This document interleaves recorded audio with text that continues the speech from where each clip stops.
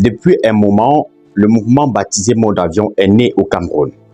Il appelle les consommateurs à mettre leur téléphone en mode avion durant des heures précises de la journée afin de protester contre la qualité des prestations et le coût de la téléphonie mobile jugé exorbitant dans ce pays d'Afrique centrale. Je vous explique que dans cette vidéo sur ma chaîne YouTube Eric Wamo officiel, l'origine du problème, le rôle des acteurs, l'état des lieux du marché de la téléphonie mobile et les responsabilités des acteurs dans une enquête menée auprès des opérateurs. En fait, le mouvement Mode Avion est porté principalement par les réseaux sociaux et est suivi par des consommateurs qui y voient un moyen idéal pour exprimer leur ras-le-bol et faire fléchir les prix.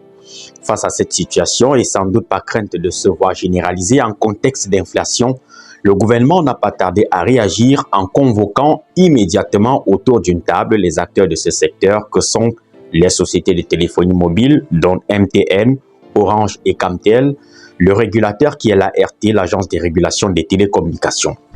Rien de neuf dans cette démarche. Souvenez-vous, fin 2022, une rencontre similaire s'était tenue suite à un rapport accablant de l'ART à la suite d'une mission d'inspection sur le terrain. L'ART constatait de nombreux manquements dans la qualité du réseau jugé défaillant. D'ailleurs, les sociétés de téléphonie mobile avaient été enjointes de réparer les dites failles peu avant le début du mouvement Mode Avion. En attendant, pour calmer la colère des consommateurs, les opérateurs de téléphonie mobile ont indiqué que les tarifs pratiqués au Cameroun font partie des plus bas, ce qui n'est pas tout à fait exact. Il y a un an, la Commission fédérale des communications a répertorié 38 pays dans le monde où les tarifs d'interconnexion étaient au-dessus des prix pratiqués. Et parmi ces 38 pays, le Cameroun en fait partie. Et effectivement, cela représente un problème. Dit des tarifs qui sont bas au Cameroun comparativement à d'autres pays d'Afrique centrale ne semble donc pas convaincant.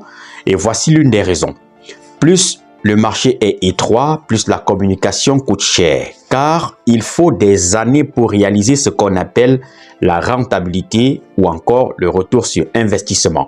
C'est le cas par exemple en Guinée équatoriale où on compte près de 2 opérateurs. Mais la spécificité de ce marché équato-guinéen est qu'il y a un opérateur qui fait l'achat de gros et revend ensuite à l'autre qui assure la vente de communication en détail.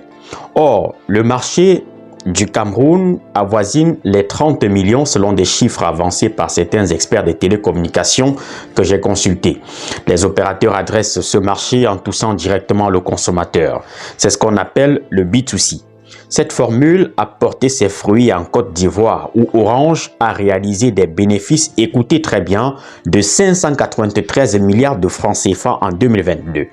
L'un des problèmes majeurs qui participe aussi à la pratique des tarifs exorbitants est qu'un appel que vous émettez à un membre de votre famille ou à un ami de même pays que vous sollicite un circuit emprunté avec minimum 3 sociétés.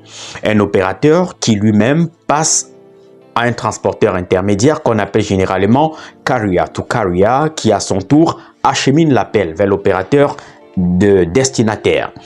À chaque étape de ce circuit que je viens de vous décrire, l'argent s'évapore. En de mots simples, cela veut dire qu'MTN Orange achète le service aux carrières.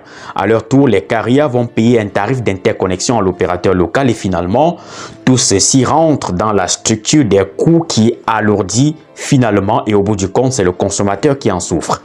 Dans les faits, le marché de la téléphonie mobile est à la traîne sur le continent. Le Cameroun fait partie des rares pays au monde où les appels directs par voix sont encore facturés. Nulle part au monde, on ne facture des produits d'appel direct par voix en dehors de l'Afrique. Voilà donc le premier chantier que devra adresser l'Agence de régulation des télécommunications. Mais pourquoi l'ART ne s'attaque pas à cette forme de monétisation des voix? C'est le cas depuis 1999, année de début de la téléphonie mobile au Cameroun avec l'octroi d'une concession de mobile à la société camerounaise de mobile SCM, cette entreprise qui opère depuis 2002 au Cameroun sous le label de Orange Cameroun.